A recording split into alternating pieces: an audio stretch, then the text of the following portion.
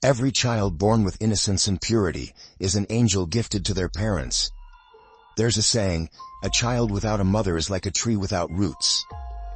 However, a recent court ruling in Canada has brought many to tears and sighs over the fate of a little girl named Chloe. Chloe's birth captured the attention of many Canadians, but her death caused even deeper sorrow. People wondered, was it the mother's negligence or the failure of Canada's welfare system that led to this tragedy? In March 2024, the Ottawa court convicted the 30-year-old boyfriend of Chloe's mother on 6 charges, including willful neglect leading to Chloe's death. By the end of June, he was sentenced to 14 years in prison without parole. Then, in early July 2024, the media revealed that the girl's mother was also charged with similar allegations and would stand trial in January next year. There's a saying, even a tiger doesn't eat its young. But when humans turn dark, they may not recognize their own kin. This case is very rare. Media agencies had to battle through multiple rounds of litigation to gradually shed light on and report the case. Consequently, we had to work hard to gather information about it. Let's go back to Sunday, May 10, 2015, which was also Mother's Day. On Air Canada flight AC009 from Calgary to Tokyo, flying over Russian territory at thousands of meters above the Pacific Ocean. Most passengers were asleep, and the cabin was very quiet. Suddenly a noise came from the rear economy class. A young man frantically called for the flight attendant, while his girlfriend clutched her stomach in apparent pain. The flight attendant hurried over and asked what was happening. The man said, "I don't know. My girlfriend suddenly has severe stomach pain." At this point, the flight attendant quickly assisted the woman to a more spacious area at the front of the plane. However, halfway there, she could no longer bear it and had to lie down on the floor. The captain immediately called for any experienced passengers to help, and 3 doctors among the passengers came forward to assist. After receiving an IV and Tylenol, the woman was moved to a first-class seat. She then said to everyone, "Something is about to come out of my stomach." A doctor beside her quickly asked, "Are you pregnant?" The woman shook her head. The man, still bewildered, said, "We only had relations last month. She can't be pregnant." At this point, no one cared about those details anymore. The doctor instructed the woman to breathe deeply and push. Soon after, the cries of a newborn girl echoed through the cabin, bringing relief to everyone. Nothing bad happened, and both mother and baby were healthy. The young mother made it just in time to celebrate her first Mother's Day. The passengers on the plane each took turns congratulating her. It was truly a special miracle. The flight attendant thoughtfully wrapped the newborn girl in a blanket. At this moment, a photograph that would later shake Canada was taken. The captain, encouraged by the good news, flew the plane with renewed spirit. Finally, the flight landed at Narita Airport in Tokyo, half an hour ahead of schedule.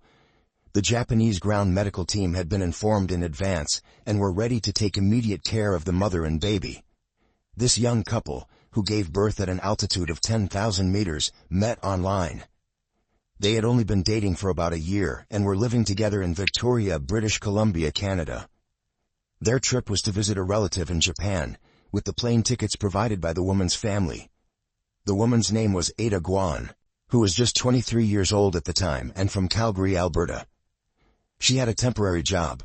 The man, Wesley Branch, was 24 years old and from Penticton, British Columbia. He was a former employee of a moving company and was currently unemployed. The newborn girl was named Chloe, the first grandchild in the Branch family.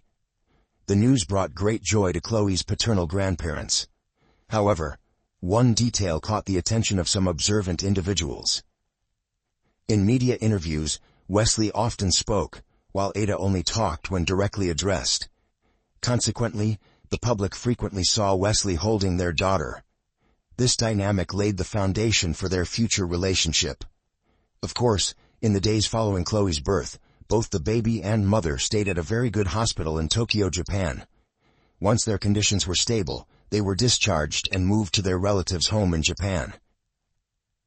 During this time, Japanese and Canadian media extensively covered the event. Thanks to this coverage, Chloe, Ada, and Wesley received many necessary baby items donated by Japanese citizens, as well as support from the Canadian Embassy in Japan. Chloe's birth certificate and passport were processed expeditiously, and the embassy even gifted the young couple a baby stroller. The family happily returned to Canada shortly after. CBC Radio interviewed them, with the host particularly interested in the hospital experience and costs for the mother and baby in Japan. Wesley responded that the Japanese hospital services were excellent, and in the end, they only had to pay 2,000 Canadian dollars. We might not be very familiar with Japan's healthcare system, but 2,000 Canadian dollars for a few days in a hospital for uninsured foreigners in Tokyo doesn't seem too high. Compared to the thousands of dollars a day in the U.S. without insurance, it's quite reasonable. However, even this 2,000 Canadian dollars was not a small amount for the young couple. They had to set up a GoFundMe page to help cover a portion of the hospital expenses. Later, the CBC host asked the question on everyone's mind. Ada, when did you realize you were pregnant and about to give birth? Ada replied, when I was moved to first class on the plane. Wesley immediately added, Ada was having severe contractions in first class. I was right beside her, holding her hand tightly. When we checked her body, we saw our daughter's head. It was crazy. That's when I realized I was about to become a father. The host, still in disbelief, asked Ada, you really had no idea you were pregnant? Ada responded, no, I just thought I was gaining weight, which happens to me often. On the plane I was terrified because of the intense stomach pain and thought I was dying. Wesley interjected, we did suspect something was off, but a test a few weeks earlier showed 99.99% that she wasn't pregnant. Anyway, a miracle happened. I'm so proud and happy. We have such a lovely daughter. Finally, the host asked a very important question. Ada, how does it feel to suddenly become a mother? Ada glanced at Wesley several times, and then they looked at each other. Wesley hugged Ada, and Ada said, we are very excited. We will overcome all difficulties. Wesley said, I will do my best to take good care of this little family. Notably, according to Air Canada's official website, pregnant women can fly if they have no history of preterm labor and are not beyond 36 weeks of pregnancy. Typically, babies born between 38 and 40 weeks are not considered premature. It is unclear if Ada was considered premature. Although Ada said she occasionally had stomach pains, her doctor did not detect her pregnancy during regular checkups. Due to Ada's small frame, no one, including the airport ground staff, recognized her as pregnant. Some media speculated that Ada was 37 weeks pregnant. Regardless, the airline wanted to send their congratulations to her and her family. However, a news program couldn't resist joking that although the baby born on the plane was very healthy, the mother might need to pay a fine for carrying an extra piece of carry-on luggage. This incident captivated Canadians at the time, as babies born on planes are very rare. The first known in-flight birth occurred in 1929 in Florida, USA. The most recent happened on January 19, 2023, on an Emirates flight from Tokyo, Japan, to Dubai. A 2020 article in the International Journal of Travel Medicine tallied in-flight births on commercial flights from 1929 to 2018, totaling 74 cases, or roughly 1 per 26 million passengers, nearly the same odds as winning a lottery jackpot. However, among these, 3 newborns did not survive. This rarity explains why many airlines prohibit pregnant women from flying between 38 and 40 weeks. The thin air at high altitudes is not conducive to newborn breathing, and their ears are very sensitive to air pressure. Additionally, medical capabilities on planes are very limited, with a lack of medical personnel and equipment. While a normal delivery might be manageable, a cesarean section would pose significant risks to both mother and baby. Furthermore, the nationality of newborns is a complex issue. Planes are considered extensions of their registered country's territories, but the skies they fly through belong to different nations. Some countries grant citizenship based on birth location, leading to potential nationality ambiguities for babies born on planes, complicating legal processes. For example, Chloe is clearly Canadian, but immigration lawyers have pointed out that if she were born over U.S. airspace, she might be eligible for U.S. citizenship. Chloe was fortunate at birth, but no one anticipated the hardships she would face upon returning to Canada. Wesley's mother told the media that Ada and Wesley were immature parents, unprepared for Chloe's sudden arrival. They didn't know how to care for their daughter or understand her needs, leading to frequent arguments. When Chloe was less than a month old, a social worker from British Columbia asked Wesley's mother to spend a week helping the new parents with some guidance. She stayed at Ada and Wesley's home in Victoria by invitation. To her surprise, Wesley asked her to take Chloe for a month so they could go on vacation. At that moment, Wesley's mother realized the couple was too selfish and trouble was inevitable. However, after helping care for Chloe for a week, she left Victoria and returned home. Indeed, in August 2015, 3 months after Chloe was born, due to Ada and Wesley's escalating arguments that risked violence, British Columbia's welfare agency removed Chloe from their care and placed her in temporary foster care. By the end of 2015, Ada and Wesley had broken up. Ada then returned to Calgary, where she had grown up. Consequently, British Columbia's welfare agency transferred Chloe to Alberta's welfare agency. By early 2016, Alberta's welfare agency officially took over Chloe's guardianship. However, Chloe's tragic fate continued. Ada's father, Sam Guan, and her stepmother, Lily Wang, had been married since the late 1990s and lived in Calgary. Lily had 3 sons from a previous marriage, making them Ada's half-brothers. One of them, Bass Wang, became the family spokesperson in Chloe's case. Bass stated that Alberta's welfare agency placed Chloe with Sam and Lily. When she first arrived, Chloe was very shy and easily frightened, showing signs of insecurity. It took some time before she began to trust their love and gradually opened up. Chloe started to interact with those around her, living a happy and joyful life, like any other child.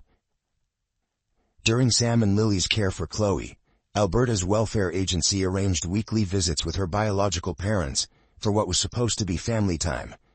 However, social workers noticed that Ada and Wesley often found excuses to cancel these scheduled visits. Even when they did attend, their attention was clearly not on their daughter. They appeared distracted and reluctant. It was evident that their presence was merely obligatory. As Alberta's social workers gradually concluded that Ada and Wesley were unfit to be parents, they began to ask Sam and Lily if they would consider adopting Chloe as family. Sam and Lily then held a family meeting. They expressed their willingness to adopt Chloe, with Ada's half-brothers offering strong support and promising to help whenever necessary. According to rumors, Sam and Lily even submitted the necessary paperwork for adoption. Alberta's welfare agency also interviewed them regarding the matter. However, to everyone's surprise, Alberta's welfare agency ultimately decided to return Chloe to Ada. Sam and Lily were deeply disappointed by this decision. Social workers explained that the government always prioritizes reuniting children with their biological parents. As a result, Chloe, then 3.5 years old, was returned to her mother, Ada, at the end of 2018. In February of the following year, Ada moved to Ottawa with Chloe to live with her new boyfriend, Justin, whom she had met online. This time, Justin assumed the role of a father figure in Chloe's life. From that point on, Ada ceased all contact with her biological father, Sam, and stepmother, Lily. Consequently, they had no further news about Chloe. Then, on the afternoon of May 15, 2020, after pandemic restrictions were lifted, Chloe returned to her mother, Ada. About 1.5 years later, just 5 days after her 5th birthday, Chloe was found dead, wrapped in a filthy blanket in her bedroom at their home in Ottawa. It was only then that Justin reluctantly called for emergency services. The forensic report revealed that Chloe's bladder had ruptured a week before her death, but no one took her to receive medical treatment. As urea gradually accumulated in her bloodstream, Chloe suffered from acute renal failure, which eventually progressed to end-stage renal disease, leading to her death.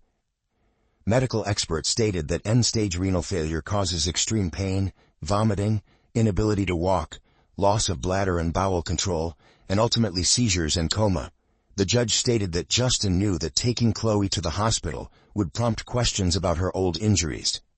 Justin admitted during police interrogation that he had voiced these concerns to his girlfriend, Ada. Ada testified in court that she had suggested not taking Chloe to the hospital to avoid angering Justin. Rumors suggested that Justin was a controlling person with deep-seated insecurities. Due to pandemic isolation policies, he had developed a severe drinking problem, which exacerbated his violent temper. Ada told the judge that she could no longer endure Justin's abusive behavior towards her daughter. But whenever she tried to break up with him, he threatened to kill both her and Chloe. As for what caused Chloe's bladder rupture, the forensic report could not provide a clear explanation. In the 7 days following Chloe's bladder rupture, Justin and Ada's only actions were searching the internet for ways to save Chloe. They looked up topics like how to feed a child after vomiting, why constipation makes walking difficult, why 5 days of rest still did not improve mobility, whether low blood sugar causes dizziness, why fainting occurs and what to eat after fainting. From these searches, we can imagine the tragic final days Chloe endured. Despite Justin's numerous excuses to mitigate his culpability, he claimed that on the morning of Chloe's death, she appeared healthy and cheerful, even calling him Dad. He said he helped her change her diaper and had breakfast together. However, the forensic report indicated that Chloe was in a critical condition, likely comatose at that time. These false statements, which did not align with the facts, only made him appear more untrustworthy. In June 2021, the year after Chloe's death, Justin was officially arrested by Canadian police. Due to the pandemic, the case didn't conclude until June 2024, 3 years later. Justin was sentenced to 14 years in prison. Initially, the prosecutor hoped for a 16-year sentence, while the defense lawyer argued that this was Justin's first offense. The lawyer also claimed that Justin had mental health issues and had suffered a troubled childhood with an abusive stepfather. Therefore, the court should give Justin a chance at rehabilitation, believing that a 16-year sentence was too harsh and suggesting 10 to 12 years as more reasonable. Ultimately, the judge settled on a middle ground of 14 years. Looking back at the entire case, a severe oversight was discovered. Chloe was never placed on the radar of Ottawa's welfare agency. No legal department from any province had informed them about Chloe's situation. Sadly, it was only after the tragedy that Ottawa's welfare agency began to investigate. By then, it was too late. Currently, it is unclear whether Alberta's welfare agency continued to monitor Chloe's situation after handing her over to Ada. Did they know that Chloe was moved to Ottawa? If they did, it's evident that Alberta's welfare agency did not transfer Chloe's file to the relevant authorities in Ottawa. Did they close Chloe's case and stop following up? The most critical question is why Alberta's welfare agency returned Chloe to Ada, and how Ada convinced social workers to grant her custody. Many questions remain unanswered, and may never be answered because Alberta's welfare agency has stated that Alberta's privacy laws prevent them from discussing any specific cases. It's evident that there are flaws in the Canadian government's operational mechanisms. If these gaps are not addressed, similar tragedies are likely to occur in the future. As for Chloe's biological father, Wesley, it was his and the paternal grandparents' demand for answers that allowed the Ottawa court to let the media cover the case. Wesley told the media that after his breakup with Ada, he had no idea where Chloe was. He was devastated when he received the call from Ottawa police informing him of his daughter's death. He blamed himself for not trying harder to remain in Chloe's life, and felt betrayed by the government system that failed to change the outcome or fate of his daughter. He said, "I am living in a nightmare every day." Dear viewers, this is a human tragedy. While I may not be able to detail the entire process of the case, I feel deep sadness and regret for these victims. I only hope that parents around the world can give their children the love and care they deserve, and that there will never be another Chloe. Chloe was born fortunate, receiving global attention and blessings, but tragically into an unkind and irresponsible family. Throughout this case, one perplexing point is that Ada was clearly unfit to be a mother, yet she insisted on keeping custody of Chloe. The decision by Canada's welfare agency is also baffling. They overlooked the loving paternal grandparents and handed Chloe back to Ada. What's more infuriating is that they didn't check on Chloe for a year and a half afterward. They should have at least informed the relevant welfare agency in Ottawa, right? Currently, only Justin has been sentenced to prison. But we believe that Ada, who has also been prosecuted, will soon receive her due punishment. Stay tuned, as the outcome of Ada's trial will be announced in January 2025. Crime Documentary Files will keep you updated on the case's progress. Today's story teaches us a lesson. To be a mother requires strength. As women, besides protecting ourselves, we must ensure our children grow up in a safe environment, free from anxiety and with timely care. That concludes today's story. If you enjoyed my channel, don't forget to like, subscribe, and leave a comment. Thank you again, and see you next time.